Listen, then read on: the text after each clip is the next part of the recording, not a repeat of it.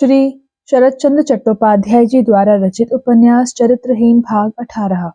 दासी को विदा करके किरणमयी जब अपनी जगह पर आकर बैठी, तब उपेंद्र एक बार गर्दन उठाकर उसकी ओर देख भी नहीं सके। किरणमयी की दृष्टि से यह छिपा नहीं रहा, लेकिन वह भी कुछ न बोलकर चुपचाप काम करने लगी।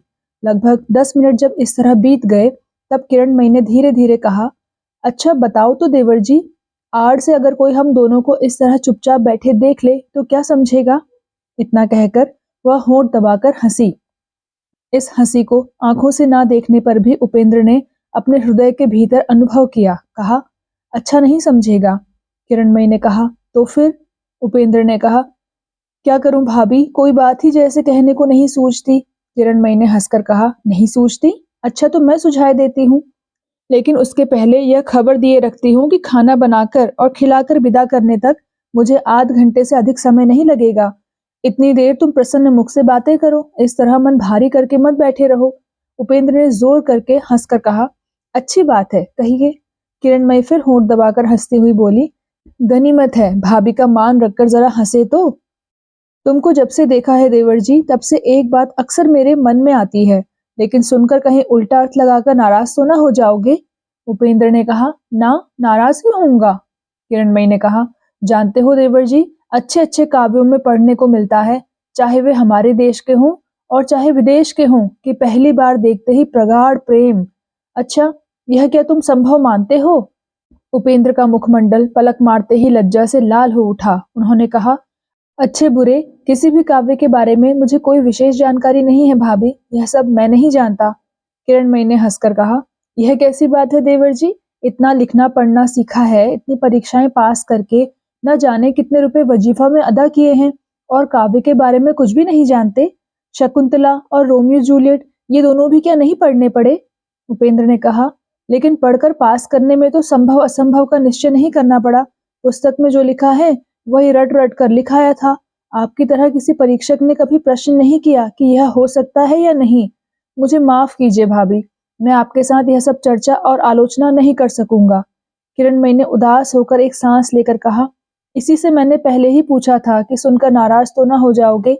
उपेंद्र ने कहा, लेकिन मैं नाराज तो नहीं हुआ। ना हुए हो तो अच्छा ही है। यह कह किरणमयी ने जलते हुए चूल्हे पर घी की कढ़ाई चढ़ा दी।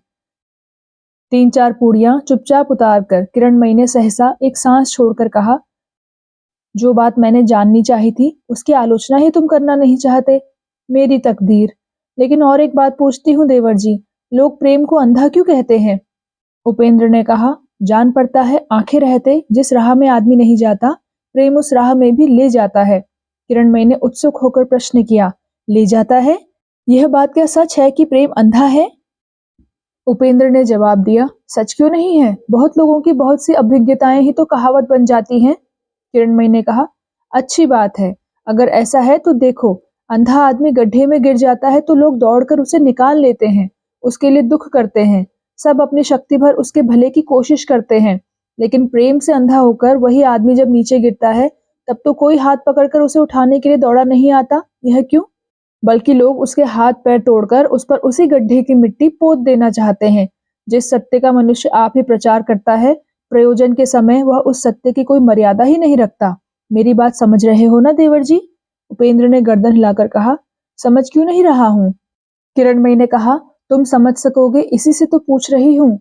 लेकिन दूसरे के वक्त मनुष्य अनेक बातों को जानबूझकर भी जोर करके जबरदस्ती भूल जाना चाहता है। वह अंधे को सूझते की सजा देकर अपने को बहादुर समझता है। दूसरे का विचार करते समय उसे यह बात याद नहीं आती कि आंखें ना रहने पर उसके स्वयं गड्ढे में गिरने की संभावना उस आदमी की अपेक्षा तनिक भी कम नहीं है। उपेंद्र ने कुछ अप्रसन्न विस्मय के साथ कहा, सो ना रह सकती होगी, किंतु मेरी समझ में नहीं आ रहा है भाभी कि यह सब आलोचना आप क्यों कर रही हैं। सच हो चाहे झूठ, आपके जीवन के साथ अब इस बात की मीमांसा का कोई संबंध, कोई सार्थकता नहीं है। आप इस समय सत्य मिथ्या सबके बाहर जा खड़ी हुई हैं। किरणमयी यह लक्ष्य करके भी कि इस चर्चा से उपेंद्र अप्रसन्न हो रहे हैं, हंसकर बोली, अंधा आलोचना करके गड्ढे में नहीं गिरता देवर जी, गिरता है आलोचना ना करके। अच्छा, तुमने यह कैसे जाना कि मैं नहीं गिरी अथवा गिरने के लिए उधर आगे नहीं बढ़ रही हूँ? उपेंद्र ने कहा, लेकिन आप तो अंधी नहीं है, मैंने आपकी 2 बड़ी बड़ी आंखें देख पाई हैं भाभी। किरण ने कहा, यही तो मुश्किल है देवर जी, दो तरह के अंधे होते हैं ना, जो लोग आंखें मूंद कर चलते हैं उनके बारे में तो चिंता नहीं करनी पड़ती, उनको पहचान लिया जाता है। किंतु जो लोग दोनों आंखें खोल देखते हुए चलते हैं लेकिन असल में देख नहीं पाते, उन्हीं के कारण सारी गड़बड़ है। वे आप भी ठगे जाते हैं और दूसरों को भी ठगने से बाज नहीं आते। उपेंद्र कुंठित होकर बैठे रहे। उत्तर ना पाकर किरणमयी ने जैसे अत्यंत उत्सुक होकर ही प्रश्न किया, अच्छा, तुमने जो कहा कि मेरी बड़ी बड़ी आंखें देखी हैं, सो कब देखी, क्या मैं पूछ सकती हूँ? उपेंद्र ने कहा, आपके स्वामी की मृत्यु के बाद। उस दिन आपको जिसने देखा है वह कभी गलती नहीं कर सकता। आप अपने को अंधा क्यों कह रही है यह आप ही जाने, लेकिन मैं जानता हूँ कि यह सच नहीं है। उस दिन आपकी दोनों आंखों में जो ज्योति, जो प्रकाश मैंने देख पाया था, उससे यह मैं निश्चय जानता हूँ कि चाहे जितना घना अंधकार आपके आसपास घिरावे, आपको नहीं भुला सकेगा। आप ठीक रास्ता देखकर जीवन भर उस पर चली जा सकेंगी। कुछ देर चुप रहने के बाद किरणमयी बोली, जान पड़ता है अब तुम्हारी बात शायद समझ गई। उस दिन जिस तरह चैतन्य खोकर उनके पैरों पड़ गई थी, वही देखकर शायद तुम्हारे मन में यह धारणा उत्पन्न हुई है। उपेंद्र ने सिर हिलाकर कहा, हाँ, वही देखकर। लेकिन क्या उस देखने में कुछ भूल थी भाभी? किरणमयी जरा हंसी, उसके बाद बिना किसी संकोच के बहुत ही सहज कंठ से बोली, भूल तो थी ही, मुझे तो अपने स्वामी से प्रेम नहीं था। उपेंद्र अवाक होकर उसका मुंह ताकते रहे। किरणमयी कहती गई, सचमुच मैंने किसी दिन उन्हें प्यार नहीं किया, और केवल मैं ही नहीं, उन्होंने भी कभी मुझे प्यार नहीं किया। तुम पूछोगे कि फिर उस दिन की मेरी वह दशा क्या छल थी? यह बात नहीं है, वह भी सच थी। उस दिन मेरे होश सचमुच जाते रहे थे। कहते कहते उपेंद्र के स्तंभित मुख की ओर देखकर वह जरा रुक गई, किंतु दूसरे ही क्षण उसे जोर से हटाकर कहा, डरने से मेरा काम न चलेगा। तुम्हारे आगे सब बातें आज मुझे कहनी ही होंगी। उपेंद्र ने कष्ट से मुंह खोलकर कहा, काम क्यों न चलेगा? मैं सुनना नहीं चाहता तो भी मुझसे कहना ही क्यों होगा? किरणमयी ने कहा, इसका कारण यह है कि तुम मेरे गुरु हो, तुम्हारे आगे सब स्वीकार किए बिना मुझे शांति नहीं मिलेगी। उपेंद्र स्थिर होकर उसकी ओर देखते रहे। किरणमयी ने कोमल किंतु दृढ़ स्वर में कहना शुरू किया, मुझ में तुमने जो उस दिन अंतर्दृष्टि देखी थी देवर जी, वह आंखों की गलती न थी, किंतु बहुत ही क्षणिक थी। स्वामी को मैंने किसी दिन प्यार नहीं किया, लेकिन मन, वाणी, काया से प्यार करने की कोशिश शुरू कर रही थी, पर वह बचे नहीं, मेरी चेष्टा स्थायी नहीं हुई। किताबों में ये सब बातें पढ़कर सोचती थी यह सब झूठ है, कभी सोचती थी कवियों की कल्पना है, कभी समझती थी कि शायद मुझ में प्यार करने की शक्ति न होने के कारण ही ऐसा जान पड़ता है। आज भी मैं नहीं जानती देवर जी कि मुझ में वह शक्ति है या नहीं, किंतु प्यार करने की साध मुझ में कितनी अधिक है, इसकी खबर मुझे पहले पहल तुमको देखकर हुई। इसी से तुम मेरे गुरु हो। फिर कुछ रुककर कुछ कुछ स्वगत भाव से ही उसने कहा, 2 दिन बाद तुम लोग चले जाओगे, फिर जब मुलाकात होगी तब शायद अपनी बात कहने के लायक मेरे मन की अवस्था नहीं रहेगी। ना देवर जी, यह ना होगा, आज ही अपनी सब बातें सुनाकर छोड़ूंगी। उपेंद्र ने कातर होकर कहा, भाभी, आज अनेक कारणों से आपका मन बहुत ही उत्तेजित हो रहा है, यह मैं देख रहा हूँ। इस अवस्था में क्या उचित है और क्या अनुचित, यह सोच ना पाकर आप ऐसी बातें भी कह डाल सकती हैं जिनके लिए आपको पीछे बहुत लज्जा होगी, बहुत पछतावा होगा। मैं अनुरोध करता हूँ और किसी दिन आकर आपकी सब बातें सुन जाऊंगा, लेकिन आज नहीं। किरणमयी ने कहा, ठीक इसीलिए तो मैं आज ही सब बातें सुनाना चाहती हूँ देवर जी, पीछे और दिन ना कह सकूं शायद, उस दिन कहीं लज्जा आकर बाधा डाले, सांसारिक भले बुरे की विचार बुद्धि आकर मुंह बंद कर दे, इसलिए आज ही कहूंगी। आज रख ढक कर, समझ बूझ कर, सजाकर बचाकर कहने की शक्ति भी नहीं है, इच्छा भी नहीं है। आज ही कहने का समय है। मैं जानती हूँ देवर जी, इसके लिए कल मेरी लज्जा की सीमा नहीं रहेगी। पश्चाताप के मारे अपना सिर फोड़ लेने को जी चाहेगा। शायद इस जन्म में तुम मेरा मुंह भी देखना ना चाहोगे, तो भी मैं सब प्रकट करूंगी। मैं चाहती हूँ और भी कुछ देर मेरी यह दुर्बुद्धि, मेरे मन का यह उन्माद बना रहे देवर जी, जिससे मैं आज सब खोलकर कह सकूं। किरणमयी के मुंह की ओर देखकर उपेंद्र का निर्मल, शुद्ध, स्वच्छ अंतःकरण एक अज्ञात भय से भर गया। आखिरी मर्तबा सारा जोर लगाकर बाधा देने के लिए उपेंद्र ने कहा, भाभी, मनुष्य मात्र की छिपाने लायक बातें होती हैं, उन्हें किसी के आगे प्रकट करने की कुछ भी आवश्यकता नहीं, बल्कि छिपा रखने की अपेक्षा प्रकट कर देने में ही अधिक अमंगल है। इसमें केवल तुम्हारा और मेरा नहीं, और भी 4 जनों का अमंगल है। किरणमयी ने कोई उत्तर नहीं दिया। पूरियां उतारने का काम समाप्त हो चुका था।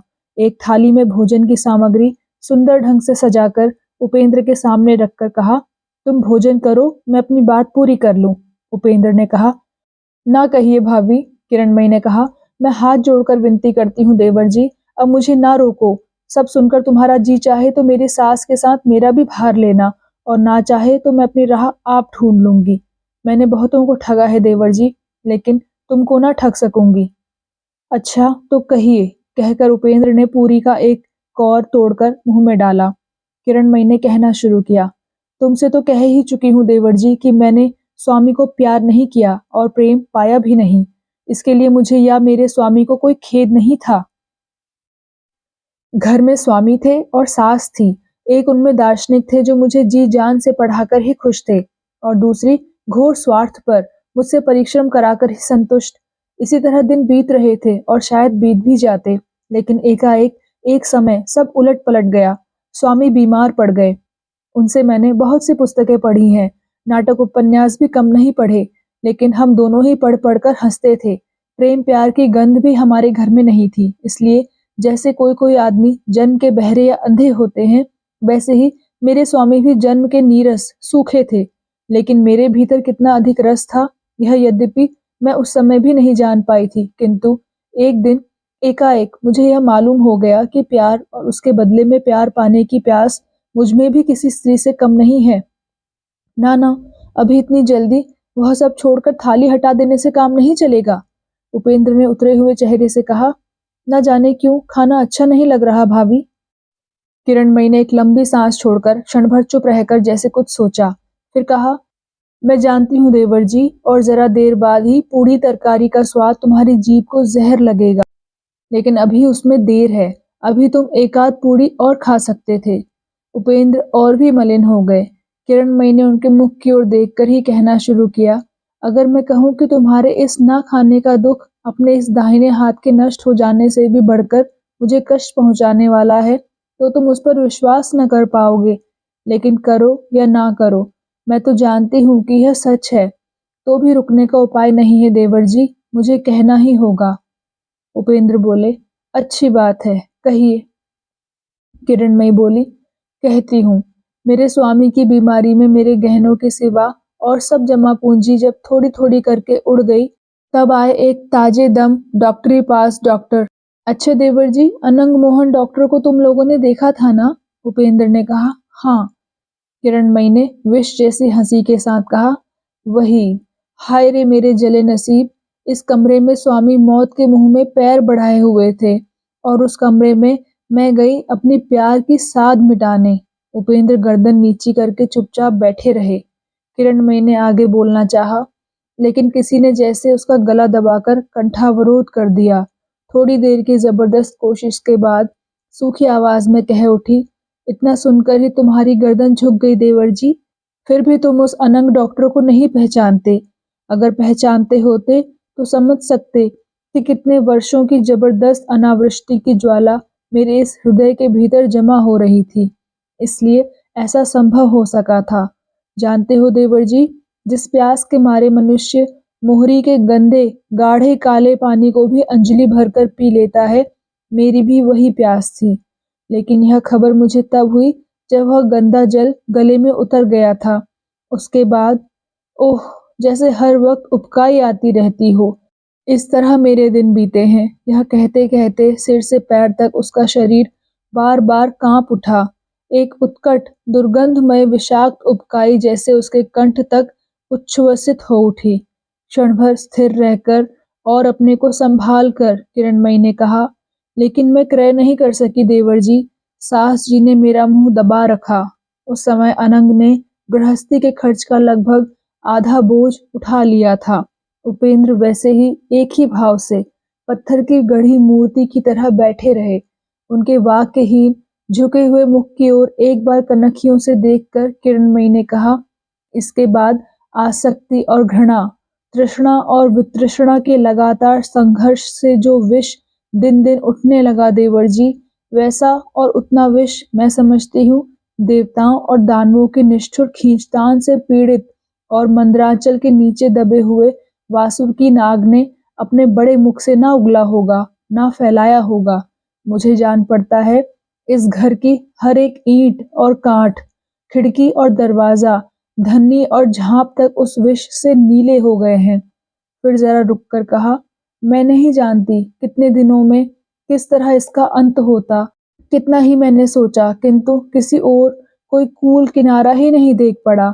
लेकिन तुम कैसा अमृत हाथ में लेकर आए देवर जी कि ना जाने कहाँ गई वह विष की ज्वाला और ना जाने कहाँ गायब हो गई वह विद्वेष वितृष्णा।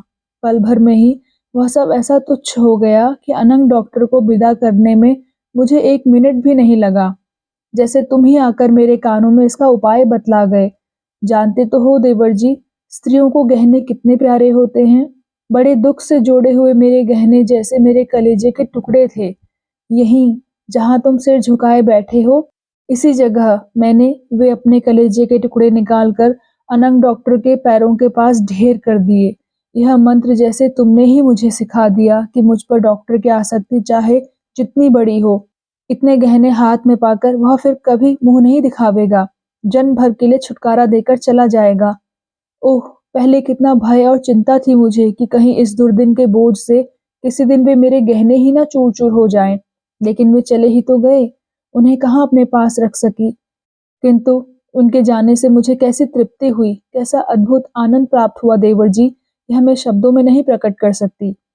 ऐसी ही एक अंधेरी रात में जब डॉक्टर उन गहनों के लोभ से अपनी विभत्स पूंछ की लपेट मेरे सब अंगों से हटाकर चुपचाप चोर की तरह खिसक गया, तब मुझे जान पड़ा मेरी जान बची, मैं बच गई।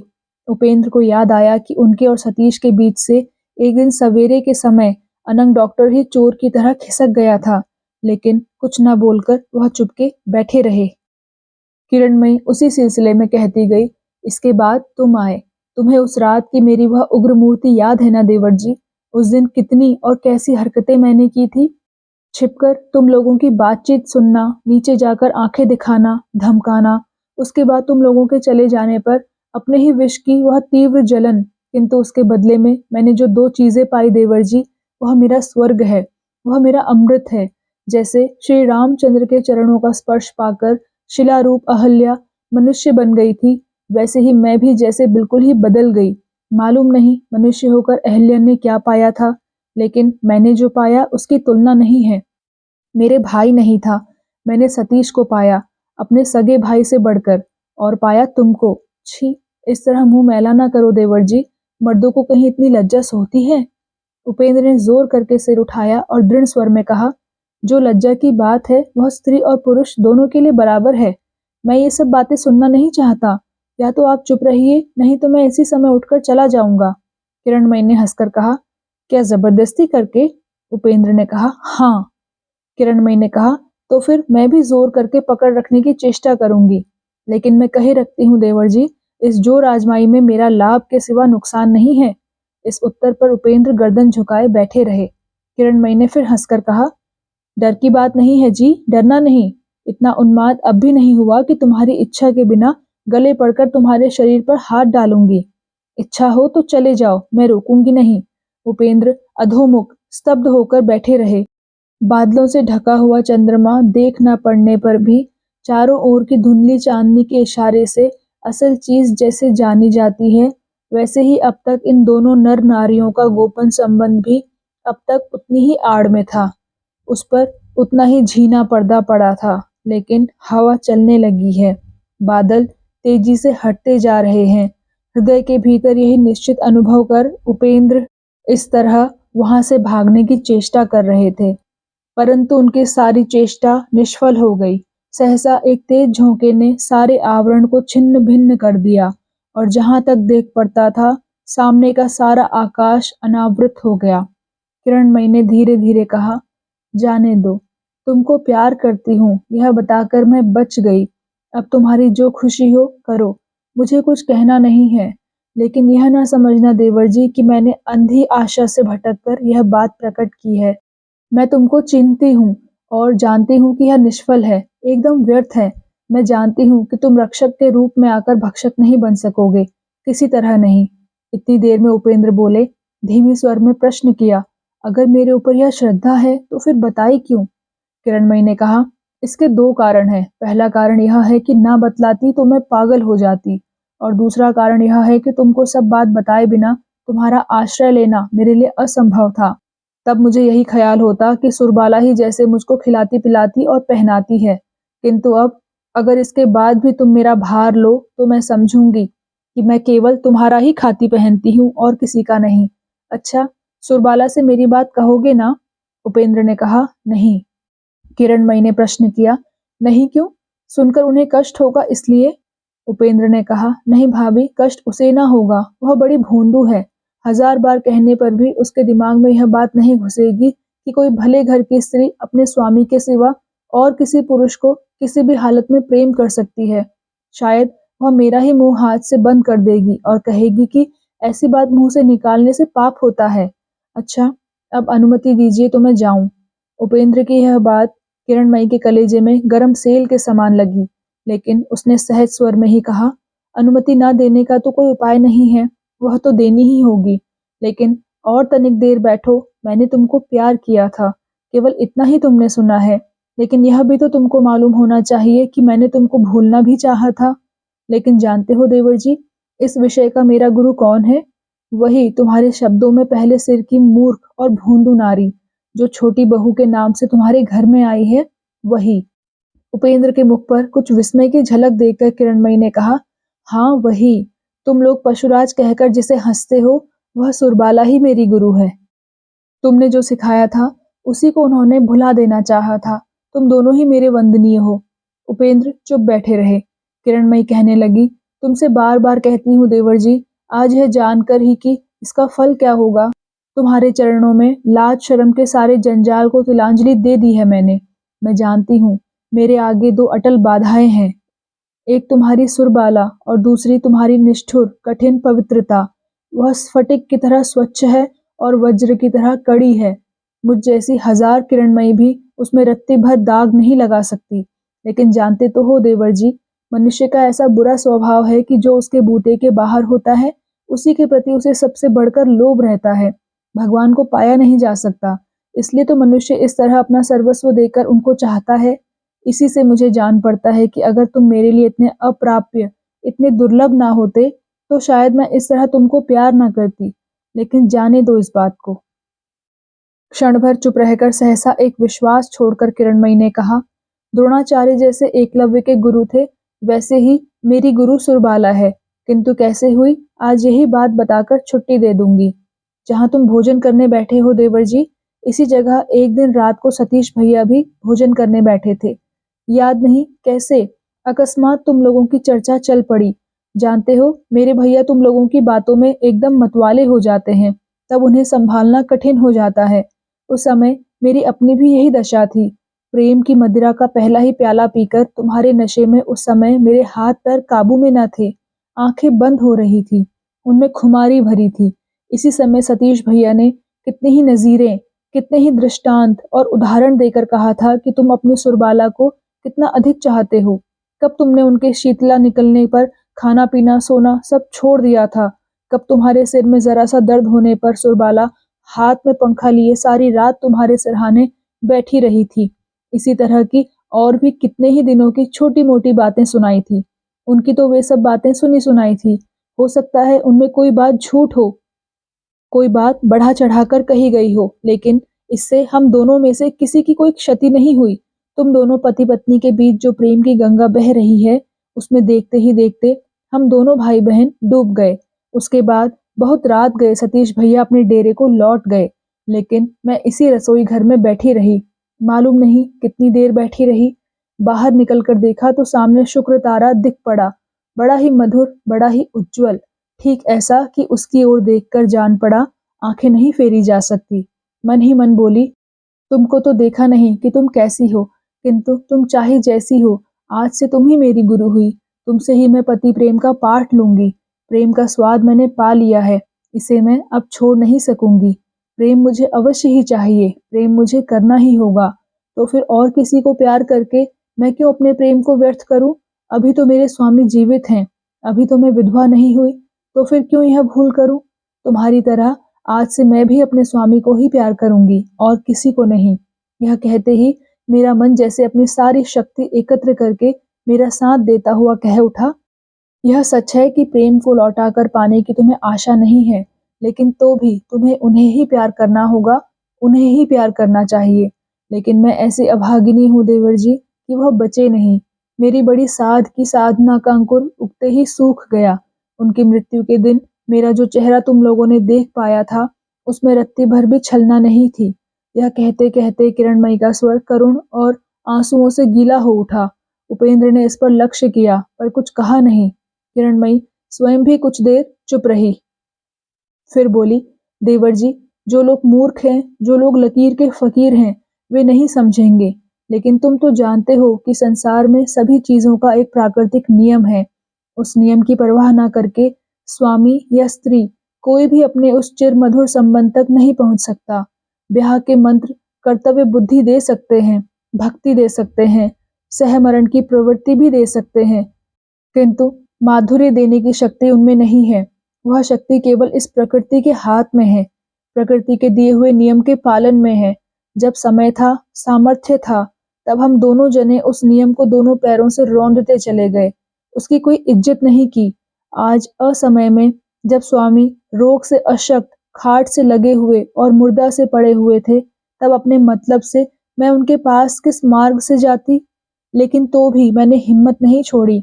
आशा थी कि शायद एक राह तब भी खुली है, वह राह थी उनकी सेवा।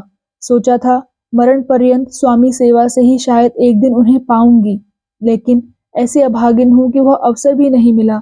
वह इस लोक को छोड़कर चले गए।